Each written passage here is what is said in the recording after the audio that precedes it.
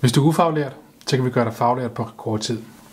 Det kræver blot, at du er mere end 25 år, at du har mere end 2 års relevant erhvervserfaring, og du har et 9. klasses niveau i de fag, som der er relevante for din uddannelse.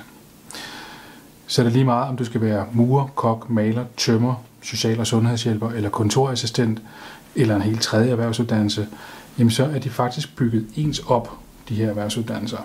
De består af et grundforløb, de består af nogle praktikperioder, og de består også af nogle hovedforløb. Det vi kan gøre, det er, at vi kan give dig rabat på dit grundforløb, på din praktikforløb og på dele af dit hovedforløb. Så på den her måde, så vil en erhvervsuddannelse, som typisk varer 2 til 4 år, eksempelvis kun tage 10 til 20 uger. Kontakt os, så planlægger vi din uddannelse i samarbejde med dig.